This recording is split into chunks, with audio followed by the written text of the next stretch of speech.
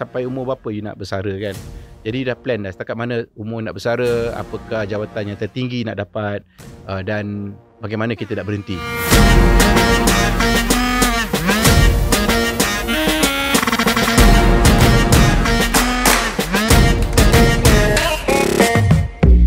Assalamualaikum guys, kembali kita di siri podcast Rise Up bersama saya Bella Je. Okay, Bella Je. Dan the one and only guys, Datuk Norman Abdul Halim. Yo, what's up? Terpaling kacak. Janganlah lebih jual air pula. Okay Datuk, macam mana hari ni Datuk? Okey je. Okey je. Ada ready. lagu-lagu nak menyanyi sikit ke? Tak payahlah. Dah bersara dah sebenarnya kan. Dah bersara. You lupa 2018 kita cakap dah kita bersara kan. Okey Datuk. Alright Datuk. Okey, topik dan isu hangat hari ni, apa yang kita nak bincangkan adalah branding. Okey. Datuk. Ya, branding. Kepada usahawan mikro, kena take note ya. Topik ni sangat penting untuk you guys. Bagaimana untuk meningkatkan sales, bagaimana untuk create your own personal branding especially. Okay, so Datuk, soalan saya Datuk ya, yang pertama, apakah branding dan kenapa branding ni penting dalam perniagaan Datuk?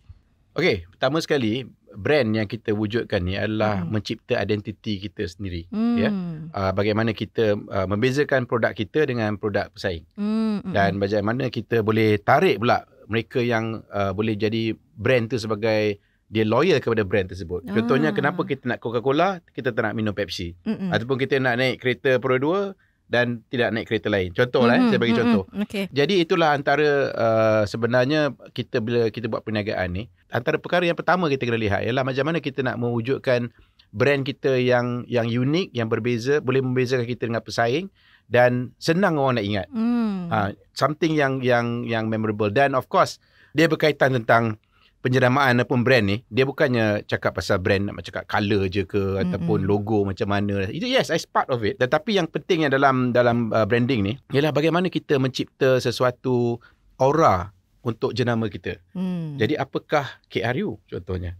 Apakah contohnya kalau saya nak bagi relate kepada penonton kita yang beragama Islam, contohnya bila kita lihat macam ustaz tanya ustaz pula saya kena laburkan sikit ke?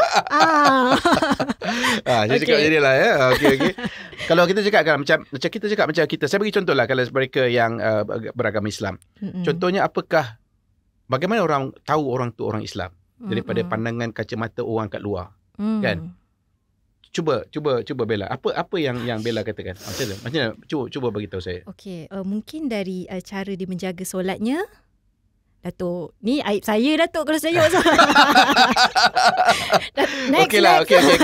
Saya jawab. Saya berbicara. Saya ni tanya pada saya kan. Saya tak boleh tanya pada Bella. Itulah jangan Datuk. Okey. Jadi kalau kita lihat kalau kita tengok, dia semayang. Betul lah sebahagian daripada dia di Islam. Okey, dia puasa, di Islam. Dia keluarkan zakat, di Islam kan. Tunaikan haji, Islam. Semua tu lah apa-apa yang dikatakan sebagai rukun Islam. Kan, ada 5 perkara semua sekali. Dan kalau kita lihat kenapa kita buat tu semua? Itu dari persepsi luar. Saya bukan cakap Islam tu brand, tapi saya cakap nak kaitkan persepsi orang tu adalah dia orang Islam kerana dia buat semua 5 perkara betul, ni kan. Faham. Tapi apa yang buat dia buat semua 5 perkara ni? Apa dia? Boleh jawab? Datuk, Apa? Okey, saya jawab. Dia kerana apa ya? Dia kerana percaya pada Tuhan, pada Allah, percaya pada Rasul kan? Rasulullah, dan percaya kepada hari kiamat. Semua tu. Itulah rukun iman dari 6 perkara. Jadi itulah sebenarnya kalau cakap pasal brand. Okey, kalau kita kaitkan brand tu, apakah ciri-ciri yang ada dalam KRU tersebut yang dilihat dari orang luar? Kan? Orang cakap apa yang first top of mind dia nampak? Ini KRU lah. Lagu dia ni macam KRU lah. Dia punya filem ni KRU lah. Kan? Ada orang kata kalau KRU dia ada style dia macam mana. Pasal orang dah lihat KRU menghasilkan sesuatu produk, dia ada kaitan dengan kreativiti, kaitan dengan teknologi. Dari segi kelainan yang dibawa selalunya ada elemen fantasy, CGI, effects dan sebagainya. Mesti ada something yang bukan seperti masa biasa-biasa je. Jadi itulah sebenarnya KRU. Jadi KRU adalah dari segi brand kita sebut, kerana kita pastikan konten kita yang kita hasilkan semua ada elemen-elemen begitu. Jadi sama jugalah contohnya kalau KRU buat masterclass, kita buat training. Kan kita kena buat cara lain daripada orang yang lain. So itulah sebahagian daripada penjeramaan. Ini bukan saja sebahagian daripada business plan, tapi juga sebahagian daripada penjeramaan kita untuk mengasingkan ataupun membezakan kita daripada pesaing. I see. Alright, Datuk, boleh Datuk bagi contoh ataupun perbezaan di antara personal branding, product branding dan corporate branding? Okey, kalau kita lihat KRU saya bagi contoh balik kat KRU senang orang nak relate kan. Macam saya bila saya buat platform media sosial saya gunakan platform nama saya dan saya sebagai penjeramaan diri saya sendiri. Saya cuba mengelak daripada cerita-cerita. Contohlah katalah saya tak adalah nak provoke orang, nak dapatkan reaksi negatif netizen dan sebagainya. Kerana itu personal brand saya. Personal brand saya nak tunjukkan diri saya siapa. Saya nak tunjukkan saya seorang pemimpin, saya seorang berwawasan, saya juga seorang yang menjiwai perasaan orang lain. Ya, tak kira lah orang tu jadi security guard ke ataupun dia jadi receptionist ke apa ke, saya tak kisah siapa mereka, asalkan dia orang hormat saya hormat dia orang. Jadi sama jadi konsep itu dari segi personal brand saya adalah diri saya sendiri. Saya sendiri tak adalah macam nak pilih bulu kan, orang ni okey, orang ni tak okey. Tapi of course lah, saya jumpa ramai orang kenamaan, saya juga ramai jumpa orang biasa-biasa. Jadi itu adalah realiti saya kan sebagai kehidupan saya, dan saya cuba tunjukkan diri saya, dan juga ada kalanya saya gunakan platform media sosial saya juga selitkan juga produk-produk yang dikeluarkan. Jadi itu masuk kepada product branding pula. So product branding, kalau sedar tak sedar, setiap artis yang dilahirkan, seperti contohnya Mojo. Ya, Mojo dah memang ada cara orang ada sendiri, dan it's not the same bila kita tidak ada penyanyi asalnya, Awira. Betul. Dan apabila kita panggil balik Awira bersama band dan kita buat persembahan Mojo seperti mana yang ada sekarang ni, kita dah keluarkan lagu-lagu baru. Bella pun ada lah video kita. Tengok guys, Rugi tak tengok? Korbankan kita. Yes. Okey, dan korbankan kita. Sebenarnya Bella ada melakukan watak dia. Siapa tak tengok rugi guys. Rugi. Sila tengok. Tapi Mojo pula dia adalah technically product brand kita. Kerana kita tengok apakah itu Mojo pula. Jenama dia lagu rock, modern rock. Dia ada orkestra, dia ada choir dalam nyanyiannya, dan of course orang kenal Mojo ni dengan lagu-lagu lebih kepada ballad. Tapi sekarang ni kita nak cuba tukar sikit, kita nak bagi dia lagu-lagu rancak juga kan. Jadi itu adalah sebagai product branding kita. Itu adalah produk. Mojo adalah salah satu produk di bawah KRU Music. Dan kita juga ada brand kanak-kanak seperti Kikako Kids. Itu memang untuk kanak-kanak, di mana ciri-ciri macam mana kita sampai dan kita promosikan Kikako adalah cara berbeza dengan Mojo. Of course lah, audience berbeza kan. Dan last but not least is the corporate brand. Kan? Macam KRU is a corporate brand. Kita cuba juga perbanyakkan juga brand-brand di bawah KRU ni, termasuklah KRU Studios yang buat filem, KRU Music, KRU Media yang buatkan portal kita, ada Boom, ada Journal, dan kita juga ada KRU Masterclass. Jadi kita ada corporate brand yang mana kita setiap satu, kalau kita lihat dari segi platform media sosial kami, boleh kita lihat perbezaannya dari cara penyampaian kami untuk KRU Masterclass dan juga dengan platform-platform yang lain, kan? Ataupun dengan Cartoon Studios adalah jenama kita, adalah part of the corporate brand. Dan corporate brand tersebut adalah untuk ibu bapa yang menonton, yang boleh share konten tu bersama anak-anak mereka. Jadi itu adalah sebahagian daripada corporate branding. Dan of course lah, dari sudut ini bukan cakap pasal social media aja. Pasal branding ni beyond social media. Dan kita ada elemen platform digital yang lain, contohnya seperti laman web kita, business card kita, kan, collaterals yang kita buat. Of course, logo is part of it. Color that you choose, kan. All those things semua tu sebahagian daripada bagi orang bukan saja untuk mengenali dan membezakan jenama kita dengan pesaing, tapi bagaimana kita timbulkan kepercayaan, the trust, the brand promise kita kepada orang yang nak mengikut kita ni. Datuk, saya tertanya-tanyalah, brand promise tu apa tu Datuk? Brand promise apa, kita dah cakap apa kita nak buat lah. Kita dah tunjukkan kita sesuatu, kita dah cakap kita dah berjanji. You dapat, dia tengok benda ni, you akan dapat. Contohnya, kita katalah kita buat product branding kita. Katalah kita cakap buat cerita horror. Kita kata KRU keluarkan filem Karak, for example. Cerita horror kan. Dan kita dah buat trailernya dan kita sell it as a horror film. So that's the promise. Kan? Cerita tersebut, the product brand tersebut. Dan kalau you nak tonton filem tu, masuk panggung, you're ready to watch a horror movie.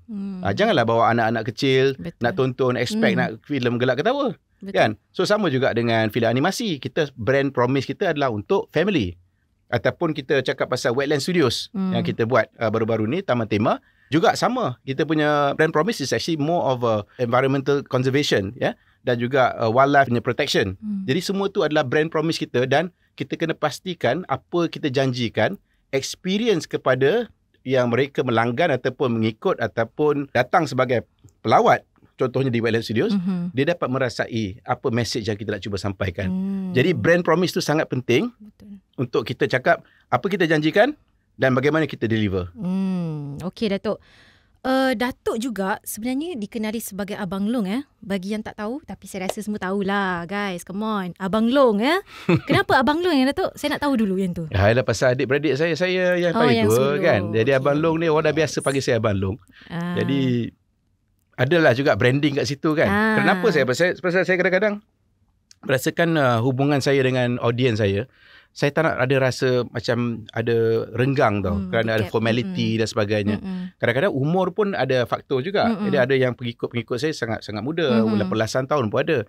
Jadi bukanlah mereka memang gap, memang layak panggil anak pun. Tapi saya rasa sentiasa rasa relevan dengan mereka. Saya cakap lah panggil Abang Long kan. Kalau saya panggil atuk lah semua bagai uncle kan. Itulah kalau uncle lah rasa macam alamak kan. Saya nak dia orang dapat dengan saya. Okey, faham. Abang-abang kan, ada bercakap dengan you sebagai kakak ke, sis ke, barulah best kan, bro. Okey, back to Abang Long tadi Datuk Abang Long ni bila orang kenal Abang Long, Datuk Norman. Okey, adakah Abang Long ni mempengaruhi juga perniagaan Datuk? Basically, okay, yes. Abang Long is a part of personal branding, right? Yes. So, adakah itu mempengaruhi perniagaan Datuk juga? Betul. Ya, saya rasa dia punya masyarakat kita ni, dia lihat Abang Long ni sebagai orang yang dihormati. Orang yang boleh kita terima sebagai pemimpin kita. Dan sebagai abang pula, dia tak rasa jauh nak bercakap dengan Abang Long ni. Kalau kita cakap dengan Pak Long mungkin jauh sikit, dia rasa bapak-bapak kan cara, tapi dengan abang lain. Jadi saya rasa it's important for me to maintain that brand. Saya tak tahu dah berapa lama orang boleh terima saya sebagai Abang Long kan. Tapi saya dengan adik-beradik saya akan tetap jadi Abang Long mereka. Jadi saya rasa orang boleh terima kot. Kalau walaupun lah besok lah umur saya dah masuk meningkat tu 60 tahun ke, mungkin masih boleh maintain Abang Long lagi kan. Long kan. Boleh maintain lagi, boleh maintain guys. Yeah. Okay. So kita break dulu. Ya, kita berehat dan kita kembali selepas ini. Berita baik untuk usahawan mikro. KRU Masterclass menyediakan program latihan jangka pendek berimpak tinggi untuk melonjakkan prestasi perniagaan anda. Dengan pembiayaan sebanyak 80% dari SME Corp Malaysia, anda hanya perlu membayar sebanyak RM300 selama 4 bulan untuk mendapatkan latihan program Social Commerce Micro Connector, pakej pengiklanan dan panduan dari mentor tokoh perniagaan. Perkasakan perniagaan anda dan sertai program latihan KRU Masterclass. Tempat terhad, jadi klik Google Form di bawah sekarang. Hai guys, kembali kita dalam siri podcast Rise Up. Yeah. Okey, bersama terpaling kacak ya. Tak adalah paling kacak. Gitu. Malas je nak belanja nyanyi sikit. Kan panjang podcast ni. Biasa-biasa je. Oh, Abang Long. Okey, Datuk, saya nak tanya soalan Datuk ya. Boleh. Bagaimana KRU ni bina jenama dia sendiri, dan dari personal, produk hingga ke corporate branding? Bagaimana Datuk? Kita bernasib baik. Kami bernasib baik kerana kami bermula sebagai sebuah kumpulan muzik. Saya tidak masuk sebagai penyanyi solo. Saya masuk dengan adik-beradik saya dengan kumpulan KRU. Dan kita masuk tu automatically kita dah menjenamakan syarikat kami. Kan? Syarikat KRU. Dan di situlah sebenarnya bermula dari segi branding exercise kami. Orang lihat KRU sebagai penyanyi saja.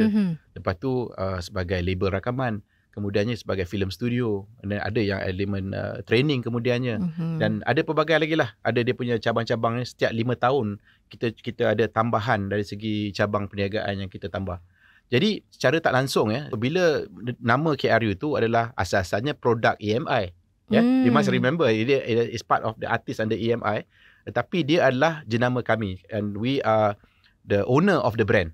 Kami pada awal-awal kami dah trademarkkan brand kami tu, tapi taklah seawal 1992, saya rasa tahun 97 kot, 5 tahun selepas. Dan kita sedar bahawa jenama ni ada value kan. Jadi di situlah sebenarnya proses penjenamaan tu telah bermula dan melalui music kami. Seterusnya saya sendiri ada cara saya sendiri, Yusri ada, Edri ada. Mungkin pada ketika itu tidak begitu dapat dilihat bagaimana personal branding tu berlaku kerana kita tak ada social media ketika itu. Sekarang ni zaman social media, lebih banyaklah kita boleh tonjolkan siapa diri kita, siapa kan. Tapi ketika itu tidak adalah individu. Tapi kita ada juga cara pemakaian kita. Adri memang always nak guna, nampak macam lain daripada lain lah Adri. Rambut dia buat macam, adalah dia botakkan rambut lah semua sekali kan. And then Yusri ni lebih kepada yang sebagai vokalis. Dia yang handsome kan. Yang peminat yang remaja-remaja dia sukalah. Semua kan. Yang lebih keras kan. Saya ni lebih kepada, Adri tu bad boy. Saya ni in between. Saya tak macam goody-goody macam Yusri. And tak macam bad boy sangat macam Adri. Saya tengah-tengah. Tengah-tengah. Itu je dalam. Tapau dua-dua. Jadi saya rapper juga kan. Jadi kat situlah saya punya personal brand saya. Orang nampak dia, oh ni rapper. Ini Abang Long, spokesperson pada KRU pada ketika itu. Dan semua itu. And then last masing-masing ada cabang-cabang sendiri. Pasal Yusri pun progress to become an actor. Jadi director kan. Saya pula progress jadi usahawan. And then Adri pula jadi composer. Lebih fokus pada sebagai composer, producer. Jadi proses penjelamaan diri tersebut berlaku sepanjang kerjaya kami, especially sepanjang 10 tahun yang pertama. Di mana situ kita nampak perkembangan dia mula dah bercabang ya. Dari segi produk branding kita, KRU melihat produk kami adalah setiap album yang kami hasilkan, setiap lagu kami hasilkan, setiap lagu tu adalah brand kami. Jadi itulah antara yang kita lihat macam mana kita promote setiap produk tersebut. Jadi secara keseluruhannya boleh saya katakan branding exercise bagi KRU ni sebenarnya berlaku secara organik dan tidak dirancang sebenarnya. Alhamdulillah, kami pun tak adalah macam ada master plan genius sangat lah. Tahun 1992 masuk jadi artis EMI, tiba-tiba dah ada plan lah sampai 30 tahun ke depan. Tak ada. Kita lalui semua ni dari segi pengalaman. Saya sendiri dari segi perniagaan, saya banyak membaca. Dan di situlah sebenarnya saya lihat, okay, macam mana kita nak trademarkkan brand KRU. Dan kemudiannya brand-brand macam Cicak Man ke ataupun Magica dan sebagainya. Semua tu kita register sebagai trademark. Okey Datuk. Saya nak tahulah, bagi yang baru nak bermula bisnes, diorang of course lah diorang nak bina jenama diorang sendiri. Jadi apa orang kata preparation ataupun proses yang dilakukan? Okay, kalau kita lihat dari sudut perniagaan lah, saya tak cakap pasal personal branding. Personal branding tu you have to know who yourself. Betul. Siapa you diri you sendiri kan. Yang penting sebagai syarikat, kita kena lihat yang pertama sekali, adakah nama kita ni melambangkan apakah itu ciri-ciri yang kita nak sebagai brand promise kita, apakah ciri-ciri yang kita nak tonjolkan, membezakan kita daripada pesaing dan sebagainya. Dan kita tengok pula industri kita benchmark kan orang lain yang macam nak buat brand lain-lain. Pasal kita nak ada nama yang unik. Macam sekarang ni yang kalau dulu dia just come up with the name kan. Tapi sekarang ni kalau kita lihat, nak tengok pula dekat ada domain name apa yang available yang kita boleh pakai yang mudah, pakai .com ataupun ada .io ke apa ke kan. Tapi dia kena yang mudah orang nak type. Nak ingat. Nak type pun. Kalau panjang-panjang sangat pun siapa nak type panjang-panjang. So jadi kita try permudahkan. Cuba cari perkataan-perkataan yang unik, yang mudah. Kalau kita cakap macam contohnya macam just very generic lah. Tapi kalau you cuba carikan brand yang nampakkan aspirasi, you create the brand that you tell, you buat tudung lawa, macam mana yang macam you buat, ada style dia semua bagai. Tapi ada satu brand yang you boleh katakan orang boleh relate to that tudung yang lawa tu, kena dengan brand ni. Jadi nama tu pun kena pastikan bahawa tak ada orang lain dah cop dulu. Jadi senang kita nak masuk dekat platform media sosial pun tak payahlah the real lah sekian panjang cerita nak tulis tu kan.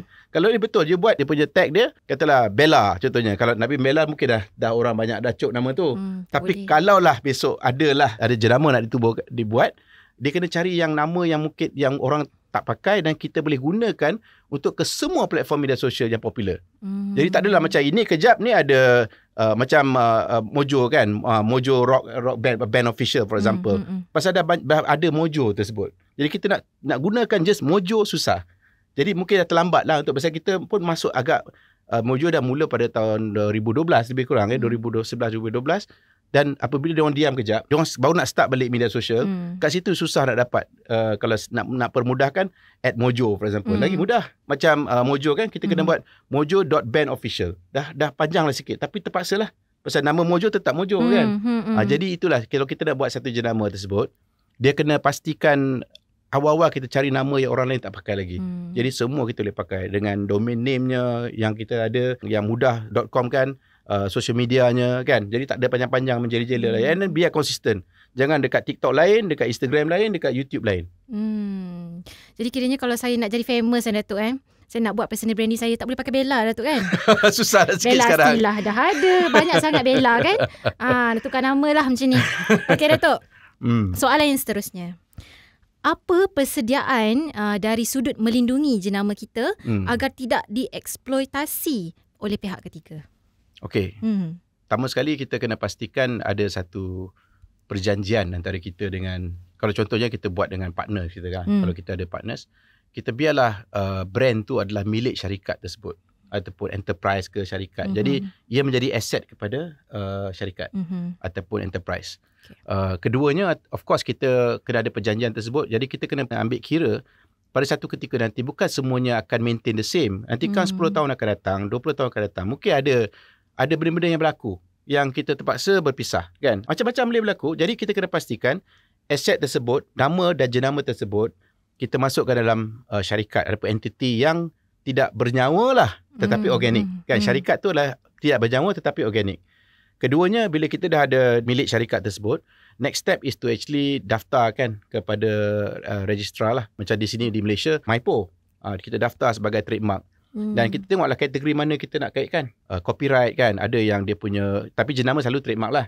Dan situ sebenarnya kita kadang-kadang kita lihat ada TM, lepas tu jadi R. Jadi trademark tu, pada proses aplikasinya dia pihak MYPO dia akan saringkan dulu permohonan kita nak pastikan bahawa jenama kita tak sama dengan orang lain. Jadi tu dia bagi TM. Tapi bila dah pastikan bahawa disahkan kita ni unik, kita punya brand ni memang satu-satunya yang ada, yang didaftarkan dengan MYPO, di situ dia tukar jadi R. So if you notice KRU punya brand tu ada R. Ada R. Betul, registered. Betul. Okey Datuk. Datuk pun saya nampak macam dahaga Datuk Okey je. Okey, jadi kita berehat sebentar dan kembali selepas ini.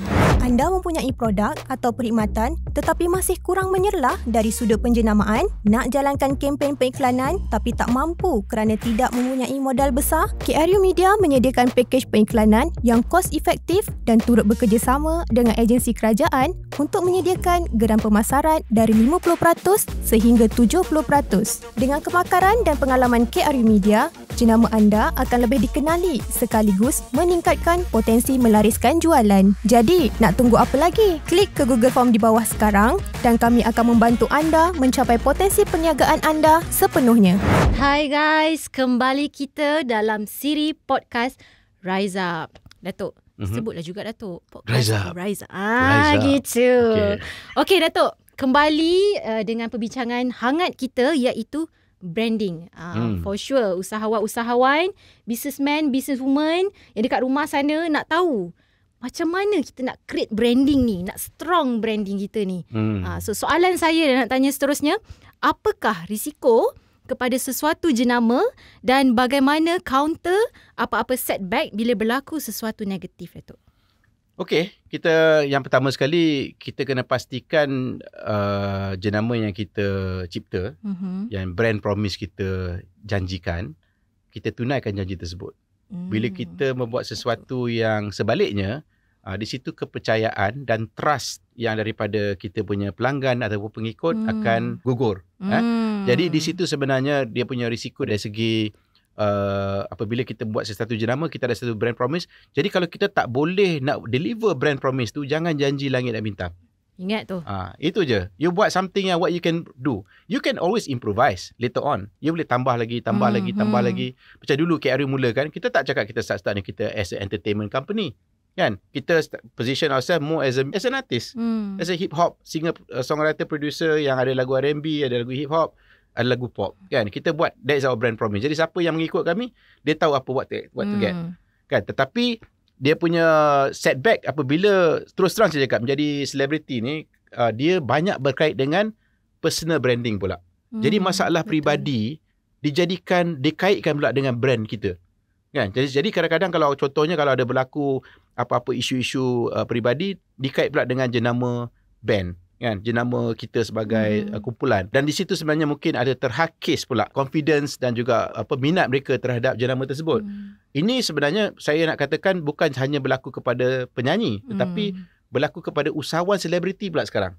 Kan, kalau usahawan selebriti tersebut menjanjikan sesuatu dan dia ada kaitan dengan kontroversi dan ada isu-isu yang negatif, dia akan menjejas pula pada brand dia. How do we mitigate risk ya? Kalau risiko kita ni, kita kena pastikan bahawa first of all, kita kena tahu bila kita dah menjadi orang yang dikenali, jenama yang dikenali, tanggungjawab tu lagi besar. Kita kena hati-hati membuat sesuatu keputusan, nak pastikan bahawa kita tidak membuat apa-apa kesilapan yang boleh menjejaskan jenama kita. Dan pada masa sama juga, kalau sekiranya kita nak buat sesuatu yang baru, sesuatu yang kita belum pernah buat dan sebagainya, sebaiknya kalau kita gunakan jenama lain. Contohnya, Wetland Studios. Kan? Kami masuk dalam bidang industri tourism. Dan kami juga tidak ada pengalaman untuk menguruskan theme park. Jadi, kami ada partner. Kita dapatkan partner kami, We Grow Edutainment, untuk kerjasama dengan kita untuk membuat Wetland Studios. Dan nama pun adalah Wetland Studios. Kami tak namakan KRU Studios. Jadi itulah sebagai risk mitigation kami untuk pastikan, satu ialah KRU tu orang nampak macam mana. Sekarang kalau kita rojakkan jenama kita pula, tiba-tiba buat benda-benda yang, katalah kita pakai KRU Studios tapi cakap promote environmental conservation, nak promote wildlife protection. Tak kena pula. Kan? Betul. Dah terlampau rojak pula brand tu. Jadi jangan kita cacah marbakan brand kita. Kalau kita perlu buat sesuatu yang berbeza, macam kami buat lagu-lagu nasyid, lagu-lagu Islamik, kita ada Iman Studios. Itu brand kami. Kalau kita lihat lagu-lagu kanak-kanak, kita ada Cartoon Studios. Jadi kita kalau boleh jangan gabungkan, kalau terlampau banyak kita nak diversify pun, cuba pelbagaikan brand pula. Dan di situ sebenarnya dan kita mitigate our risk juga, yang tidak diekspos kepada isu-isu yang lain di luar kawalan kita, especially buat sesuatu yang baru. Soalan yang seterusnya, Datuk. Boleh Datuk bagi contoh bagaimana KRU ni sendiri melalui kontroversi yang menjejaskan jenama KRU, dan bagaimana tim KRU sendiri yang menyelesaikan ni? Kalau nak lihat, mungkin pada tahun 1997, especially, kita dilihat sebagai kumpulan hip-hop, pop, R&B, dan family values yang kuat dengan saya, adik-beradik saya kan. Dilihat sentiasa dekat dengan ibu bapa kami. Itulah brand promise. Kita tunjukkan adik-beradik pun boleh kerjasama. Apabila konsert kami diharamkan, kan, dan banyak tuduhan-tuduhan yang dikatakan, especially kita lihat konsert kita, memanglah orang kita tak berdiri terpacak je atas pentas, nyanyi berdiri macam tu. Kita lompat-lompat. Itu biasalah menari, hip-hop. Kan, biasalah. Takkan nasyid guys, yalah, kita berbeza. Tapi kita tak katakan nasyid salah. Ya, dia ada cara dia kan. Cara dia itulah. Tapi kami buat cara presentation kami berbeza. Tapi ada yang tak boleh terima. Dan di situ yang ada katakan kita bawa budaya kuning daripada barat, hip-hop kami pun. Pada mula-mula kami, lagu-lagu kami pun 9 daripada 10 lagu di band di radio. Pasal hip-hop punya pasal. Sekarang ni tak ada masalah macam tu. Satu masalah lagi pasal kita ada bahasa Inggeris, ada bahasa Melayu dalam lagu kita. Sekarang ni biasa-biasa je orang campur English dengan BM kan. Betul. Pada ketika itu, orang tak boleh terima lagi. 30 tahun yang lalu. 30 years ago. Jadi, sama juga dengan kita tahun 1997 tersebut. Apabila konsert diharamkan, memang saya rasa macam begitu sukarlah ketika itu. Kita dah ada penaja, dah ambil pinjam bank, nak beli barang untuk konsert dan sebagainya. Dan of course dari segi tuduhan-tuduhan lah yang mengatakan kami macam seolah kami macam teruk sangat lah kan. So kita rasa macam, is this the end of KRU after 5 years? Dan of course lah ada cara dia macam kita nak resolve that problem. First kali of course lah kita kena, dalam apa-apa masalah sekalipun, kita kena tengok apa isu dia sebenarnya. It was a political issue. Back then, it was a political issue. Kerana ada kelompok-kelompok tertentu yang tak suka dengan kehadiran muzik kami, dengan cara kami. Dan yang especially the powerful people, they have the authority to stop the concert. It's a political punya issue. Jadi kalau masalah politik, kena selesai cara politik lah. Betul. Jadi kami pergi, mula-mula kita jam, tak tahu apa nak buat. Masa tak pernah ambil kisah pun pasal politik pun. Tapi kita dah mula kenal, okay, siapa. Kita start perkenalkan, bagi tahu dia, apa kita tunjuk lirik-lirik lagu kami. Apa kita lagu ni cakap pasal anti dadah lah, bagaimana kita nak macam memajukan diri dan sebagainya. Sebenarnya topik-topik yang kita bawa dalam bentuk rap adalah positif. Bukannya macam mana negara barat kan. Jadi kita bagi penjelasan step by step. Sampailah konsert kami ni dibincangkan di mesyuarat kabinet pada 1997 untuk benarkan balik. Nampak guys. Jadi itu sejarah dia. Jadi itulah cara kita selesaikan macam mana, apakah isu. Kita kena tahu apakah isu dia dulu. Dan kalau kita tahu isu tu, masalah puncanya pada, contohnya katalah produk kita tak bagus. Katalah ada contohnya kita buat keluarkan produk susu basi ke contohnya, dan orang sakit perut contoh, kan?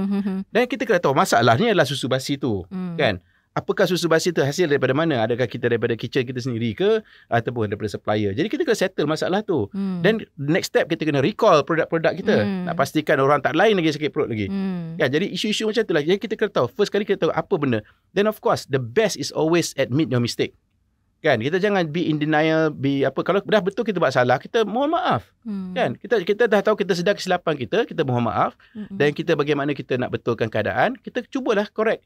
Macam antara yang isu yang kami dah bincang dengan tokoh politik ketika itu, menteri, dia katakan drop perkataan mania. Pasal nama konsert kami KRU Mania. Drop. Mania tu maknanya gila, dia cakap.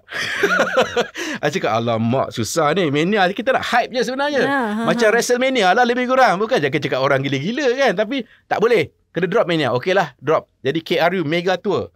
Itu kita tukar jenama tu. Jenama konsert siri kita tu. Jadi itu sebenarnya kita kena tahu apa punca dia. Kenapa orang marah dengan kita? Kenapa orang tak nak? Jadi kita kena cuba selesaikan masalah tu dengan cara tengok apa punca masalahnya dan kita betulkan. Yeah. Okey Datuk. Saya nak tanya Datuk lah.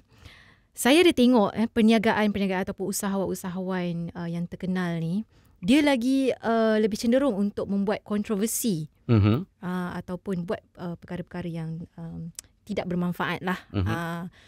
In order untuk dia meningkatkan dia punya jenama dia sendiri. Kita sekarang ini punca dia social media lah. Apa pandangan saya dulu ni? Tak ada macam ni. Pasal social media lah punca yang kadang-kadang ada artis dan usahawan selebriti dia suka dikecam. Jadi sebenarnya kita sendiri pun ada salahnya. Yang kita yang menonton ni. Kan? Kenapa kita nak ambil kisah sangat? Kalau kita tak nak bagi mereka terus buat benda ni, jangan follow je lah. Uish, Datuk, benda-benda macam tu best Datuk. Itulah masalahnya. Pasal itulah orang ni buat konten macam tu. Okay, jadi you follow dia orang ni sebab you nak tengok cerita macam konten macam ni. You nak tengok benda-benda yang negatif dan juga memang provokatif, dan so that you akan rasa marah dan you bagi bang dia slam. Tapi itu yang dia nak. Kan? Ada cara, masing-masing ada cara mereka nak dikenali kan. Ada yang buat cara biasa-biasa, ada yang gunakan forum-forum ilmiah dan sebagainya. Tapi ada juga yang cara provokatif begitu. Tapi kalau memang nak suka tonton konten macam tu, memang dia orang tahu yang ramai yang suka tonton. Betul. Itu sebabnya kau cuba tak follow. Dan you tak tahu pun isu ni berlaku. Kan? Jadi tak ada rasa marah, tak payah nak ikut. Jadi kalau itu bergantung kepada sesiapa yang mengikut mana-mana. Saya tak cakap suruh ikut atau tak ikut. Tapi kalau dah ikut, janganlah komplain pula. Kan? Jadi you follow, jadi you boleh. You tahu orang buat macam tu, you ikut lagi, buat apa?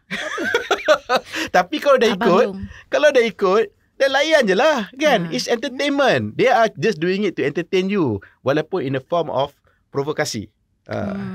Dengar tu Abang Long? Dah bunyi? Guys. Okey, Datuk. Saya nak tahu jugalah pantang larang dalam proses branding ni. Kita kena konsisten. Ya, dalam brand kita. Saya selalu advise team saya. Dalam branding is also about consistency.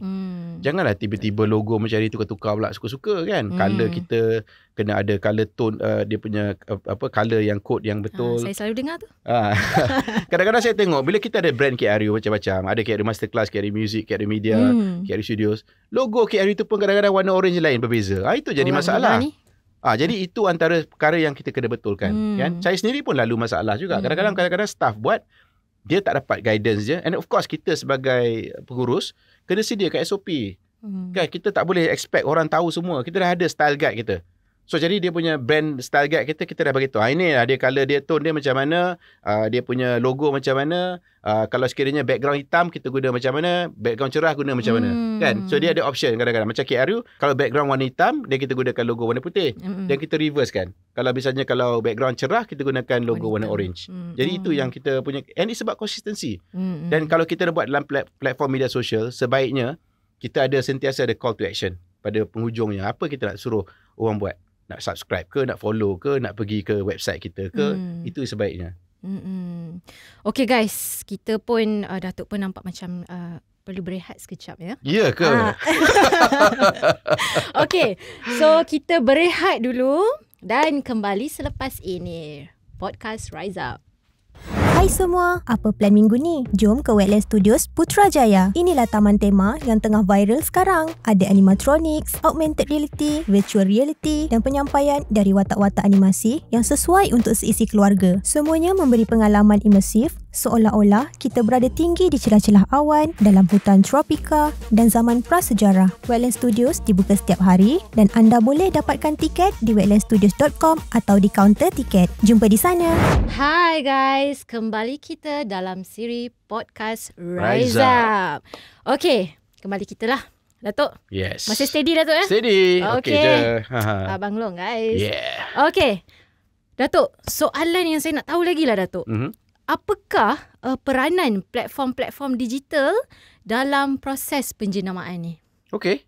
Ia sebenarnya lebih memudahkan kita. Kalau dulu kita nak buat penjenamaan, kena keluar iklan, TV, radio, surat khabar dan sebagainya, ataupun nak buat billboard. Semua tu kos yang tinggi. Betul, kan? Betul. Kalau kita gunakan platform-platform digital, kos dia sebenarnya sekarang macam-macam tools dan software yang free pun ada. Jadi kita boleh gunakan untuk buat design. AI pun macam-macam ada untuk nak designkan logo dan juga kita punya elemen design-design yang kita nak hasilkan. Jadi sebenarnya platform-platform digital ni memudahkan, menjimatkan kos. Dan ini bergantung kepada kita, cita rasa kita dan juga kreativiti kita je. Tapi sebenarnya kalau kita bukan orang kreatif pun, boleh je cari kawan-kawan yang pandai buat kreatif ni. Tapi walaupun kita tak perlu nak buat sendiri, tak pandai, kita kena ada orang yang pandai buat. Sama ada kita outsource kan, ataupun minta kawan-kawan minta tolong ke, bagilah token sikit ke apa ke, ataupun belanja makan ke. Fikirlah cara macam mana. Saya cakap ni untuk memudahkan semua yang menonton ni faham bahawa jangan gunakan alasan resources langsung sebab kita tak boleh buat apa-apa. Contohnya kalau kita, katalah kita nak buat, contohnya nak main bola sepak contohnya. Kan? Alah, tak ada bola lah, tak ada boot lah, tak ada padang lah, semua sekali. Jadi, don't use that as an excuse. Saya main bola dulu pun masa saya kecil, budak-budak tu kan. Saya main kat dalam rumah aja, mula asal-asal main kat dalam rumah aja pun. Bukan, dalam rumah pun ada, kat luar padang dekat kawasan rumah pun ada. Bukan main padang besar pun. Kat situ saya belajar main bola. Kan? Bola tak mesti boleh semua bola mahal. Ada juga bola yang murah. Kan? Jadi sama juga dalam penjenamaan. Jangan kita nak gunakan alasan, saya tak pandai lah. Semua tu boleh belajar. Kan? Itu alasan je kenapa kita tak boleh berjaya. Jadi saya rasa dari sudut penjenamaan ni, yang macam katakan tadi awal, macam ada keunikan, brand promise kita dan sebagainya.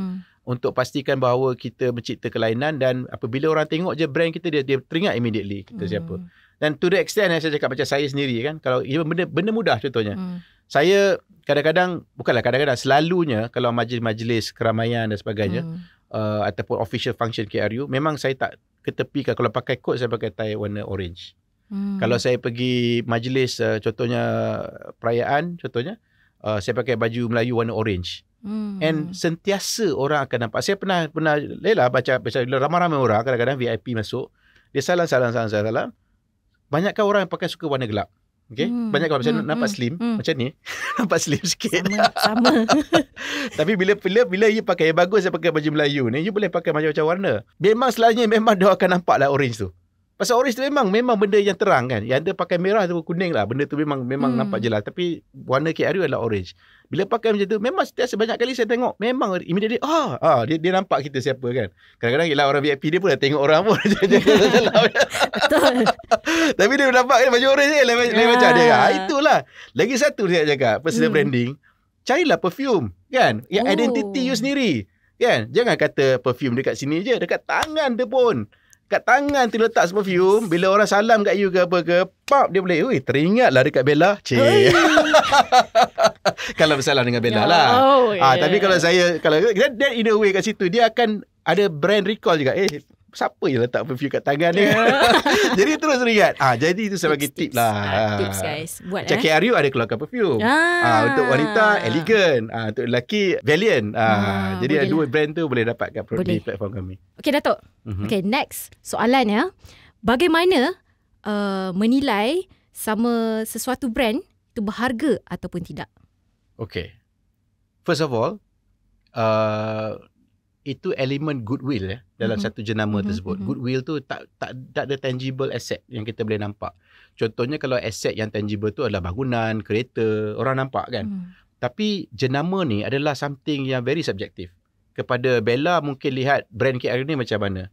Kepada orang lain nampak brand KRU macam mana. Jadi it's very subjective. Jadi macam mana kita nak bagi dia dari sudut kita nilaikan. Jadi salah satu daripadanya adalah of course social media is very important lah. Saya utamakan social media ni kerana kita kat situ kita nampak followers kita ada nilai di situ. Dan keduanya adalah dari segi sudut kita punya database yang kita kumpul, especially database yang dah murnikan, ya. Maknanya bukan kita setakat cakap kopi daripada internet je, tapi memang kita berkomunikasi dengan mereka. Tak kira lah pelanggan ke, supplier ke dan sebagainya. Paling pentingnya lah financial performance sebuah syarikat. Kalau contohnya Nike, dia mulakan dulu dia buat sport shoes yang masa tahun 70-an ke, tak ingat lebih kurang macam itulah, 60-an ke 70-an. Sekarang ni nilai dia dah hampir 200 billion US dollars, ya. Sebagai sebuah brand yang begitu bernilai, kan. Dan kadang-kadang kalau kita lihat macam jenama, macam even dulu Jimmy Choo, dulu dia kita punya shoe designer, tapi sekadar berpindah milik syarikat luar negara yang memiliki jenama tersebut. Nama tersebut dimiliki oleh mereka. Jadi itulah sebenarnya macam kita lihat bagaimana kita boleh mencipta nilai dan transaction, ya, bergantung kepada, of course lah, daripada financial performance tersebut, dia ada perkiraannya. Bagaimana value IP brand tersebut, dia boleh buat projection. Contohnya 5 tahun ke depan, 10 tahun ke depan, macam mana pendapatan tu, dan dia boleh apakah potential income tersebut dengan gunakan nama yang dimiliki oleh syarikat tersebut. Jadi itu saya cakap dia berkait. Kalau setakat ada brand je tapi tak dimasukkan elemen syarikat, pemilikan syarikat, itu tidak susah nak nilai di masa akan datang. Pasal dia ada elemen financialnya, ada of course elemen dari segi database dan juga dari segi brand tu sendiri. Dan of course lah kalau brand tu menang anugerah dan sebagainya, of course dia ada perkiraan yang tertentu. Dan sebenarnya kalau IP ni boleh value oleh valuer. Ada yang syarikat-syarikat yang memang specialised untuk menilai value bagi jenama tersebut. Okey, Datuk. Soalan yang terakhir, Datuk, ya. Okey. Apakah exit plan setelah kita berjaya mencipta kita punya branding yang popular? Itulah, kita sekarang ni kalau saya cakap kan, kalau contoh kita, kalau matlamat kita apa dalam hidup kita, contohnya kalau kita dalam kerjaya nak sampai umur berapa you nak bersara, kan. Jadi dah plan dah setakat mana umur nak bersara, apakah jawatan yang tertinggi nak dapat, dan bagaimana kita nak berhenti, kan. So sama juga dengan syarikat. Bagi saya sendiri pun saya tak rasa saya akan kekal selama-lamanya menjadi CEO bagi kumpulan syarikat KRU. Dan pastinya saya ingin mencipta value melalui jenama KRU dan juga harta intelek yang dicipta dan juga perniagaan-perniagaan yang berkaitan. Jadi di situ sebenarnya exit plan saya adalah mencipta satu value bagi KRU. Macam mana kalau tak tahu lah, saya tak rasa yang KRU boleh jadi nilai setinggi Nike for example.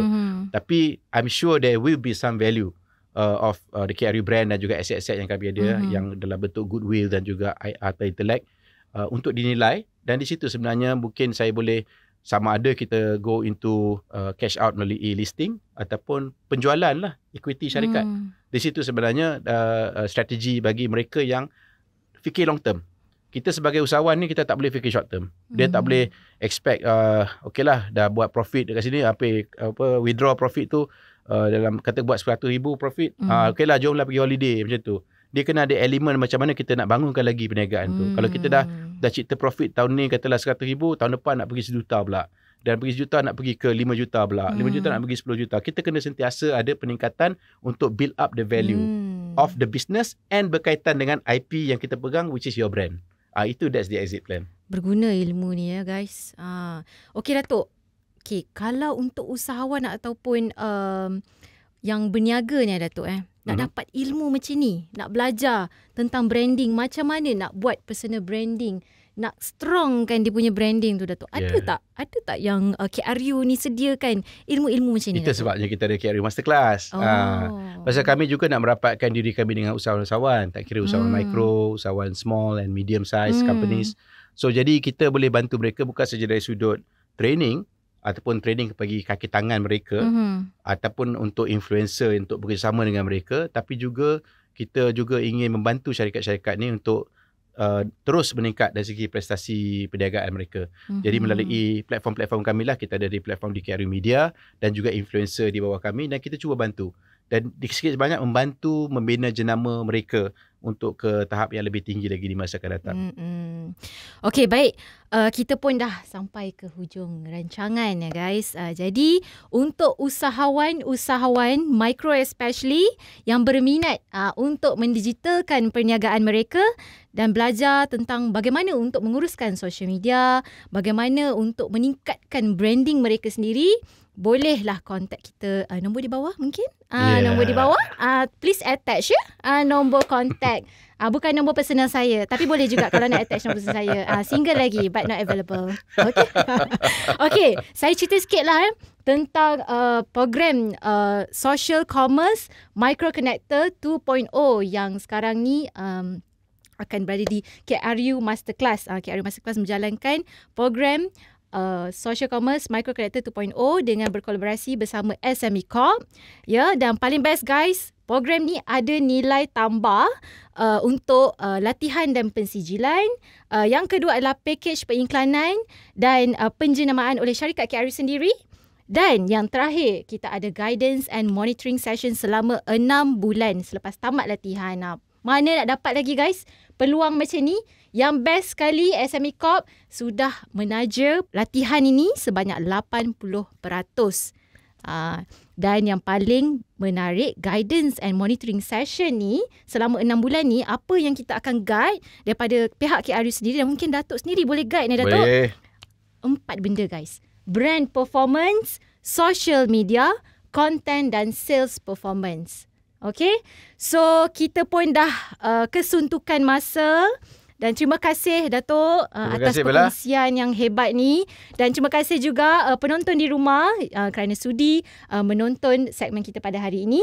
Dan kita akan berjumpa pada siri yang seterusnya. Pada minggu depan. Yes. Rise Thank up. you guys. Rise up.